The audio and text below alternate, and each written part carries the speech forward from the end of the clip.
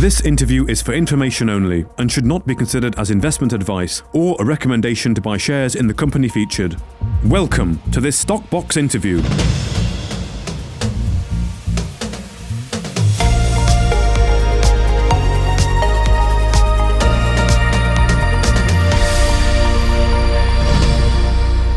Joining us today is Alex Walker, the CEO of East Star Resources, following a fair bit of news flow from the company recently. Of course, the new porphyry license, the joint venture with GeTech for the sediment-hosted copper exploration, and Chris van Wyk joining the company as technical director. Well, hello, Alex. Thank you for joining us. How are you?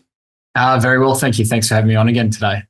Well, let's talk about Chris first of all then. I know he was a non-exec before, but he's now been appointed the technical director. What does he bring to the role? Certainly. Chris brings a huge amount of geological expertise and experience to the company. Looking back at Chris's history, he's been integrally involved in copper porphyry selection for major companies such as Fortescue Metals Group, and was a huge instrumental part in the process of us being awarded the BHP Explore grant and being brought into that program. And on top of that, he's got a huge amount of sedimentary copper experience as well. He was the principal geologist for First Quantum Minerals for their sedimentary hosted copper exploration program, and in fact wrote the targeting strategy for First Quantum. So he really brings this expertise that can get East Star in the room with the major companies, speaking completely at their level and what they're looking for in terms of targeting. So it really elevates East Star to the next level. Okay, good. Well, let's talk about the porphyry license expiration, and that's the awarding of that first copper license under the new exploration program that is, of course, initially funded through that $500,000 grant from BHP Explore. So, how was this porphyry site chosen? What was the thinking with this particular site? Certainly. Well, it was Chris and his team that did a lot of the work on this in last year in 2023, and it actually made up part of the application process for the BHP Explore program. So firstly, a bit about the prospect. Agaz, it's about 3 kilometres long, so it's a huge profile. It's a silica lithocap. It's located about 80 kilometres north of the ginormous Actigai open pit copper mine, which is about 2.5 billion tonnes at close to 0.4% copper, and produces over 200,000 tonnes of contained copper per year. So it's in the right district. It's got the right size and profile. In working up these sorts of targets, you use lots of historical data, which was reviewed first and foremost by Chris and the team. So we're looking at Soviet era mapping, which showed secondary quartzites, which is how they classed silica lithocaps, and more modern day porphyry exploration models tell us that a silica lithocap is very commonly associated with copper porphyry deposits. And then they use other techniques such as hyperspectral data, looking for argillic alteration halos. And then there's nothing goes past the ground truthing. So, of course, they got on the ground, confirmed that argillic alteration, took out the XRF and got some copper anomalies. And when you throw that in with the historical gold anomalies that were reported on the license, then you've got a good indication that there is mineralization in the system. So we're really excited about this target.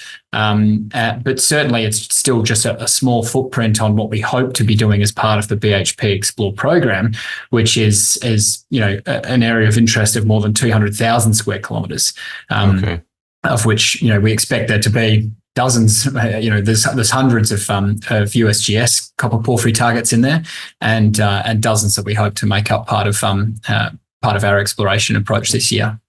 So this gets you started then, does it, on that BHP Explore program? Hopefully you're getting active fairly soon. Can you tell us a little bit about the exploration plan or the strategy you'll be employing with BHP? Certainly. I mean, basically, we're taking their mineral systems approach. So, they've got 7 key parts to understand how these big, ginormous tier 1 copper projects are formed. Well, I mean, it works actually for all parts of exploration that they're looking to do, not just for copper, and certainly not just for copper porphyry. But we take that mineral systems approach and we apply it to the region we're working in. And it starts really, really grassroots. I mean, all the way back to tectonic plate remodeling, looking at at the formation of these systems across these different areas, different belts, different magmatic arcs. And so we'll be applying that over a very, very broad area and basically looking to refine, what could be deemed hundreds of prospects today down to the ones that are, absolutely most likely to be mineralized based on this approach. And then we get out on the ground and we start ground truthing them and we do the logistics work, to make sure they're available, and then look to put together what would be the work program to start assessing their quality after that. Okay. Well, let's talk a bit about the other news that came out this week, and that's the announcement of the joint venture with Gtech Group PLC, who are a AIM-listed company, and that's to explore for sediment-hosted copper deposits in Kazakhstan. I wonder if you can tell us a little bit about who Gtech Group are, Alex, and how the relationship started. Sure. Well, GeTech, they're essentially a big data company. They've got a huge leading global database of gravity and magnetic data, which is decades old and largely derived from the oil and gas industry.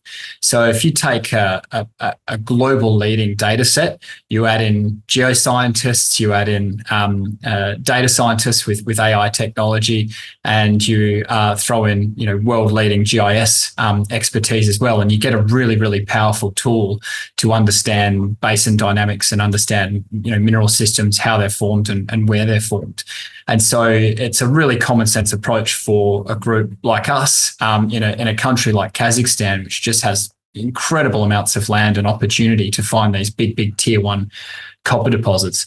To work with a group like GeTech. So again, that relationship was derived from Chris, and I mentioned earlier his what I consider certainly to be world-leading sedimentary hosted copper exploration expertise, and you get a very, very powerful combination. So we're very excited to be working with GeTech.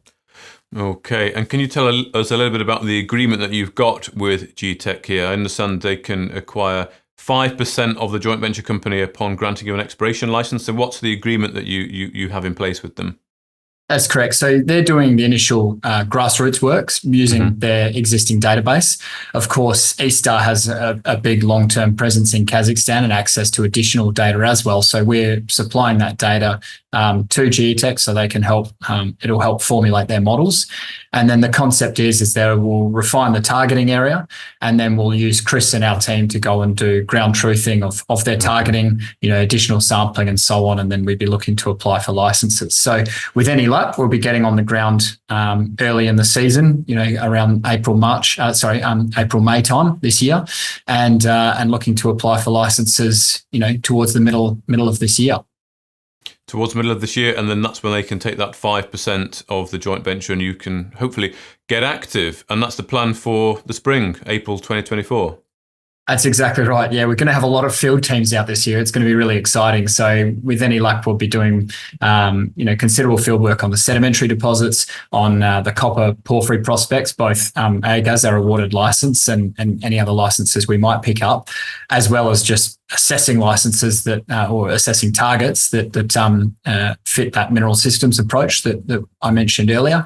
And of course, let's not forget the VMS, which we're incredibly active in this year as well, and hope to be drilling a number of additional targets as well as the Verkhuba deposit. So it's going to be a very, very busy 2024. So 3 programs, the sediment hosted with GTech there, the porphyry with BHP, and then the VMS, which eStar will do internally. Yeah, that's exactly right. That's the plan as it stands at the moment. And obviously, we'll be looking to update the market for the VMS Verkhuba in the very near future as well. I know the market's expecting some news. And so I'm looking very forward to delivering that. Great. Well, a very active year ahead. Looking forward to following these different programs, Alex. But thank you for introducing that to us today. Hopefully it won't be too long before we can catch up on what's actually going on the ground. But for now, thank you very much for your time. Alex Walker, the CEO of eStar Resources. Brilliant, Mark. Thanks for having me. If you enjoyed this interview, then give us a thumbs up, a like or a retweet. Subscribe to us on YouTube or follow us on Twitter and hit that notification bell to be the first to know when we release new content. There's loads of great content on our website too, across all our programs at stockboxmedia.com. Thank you for watching.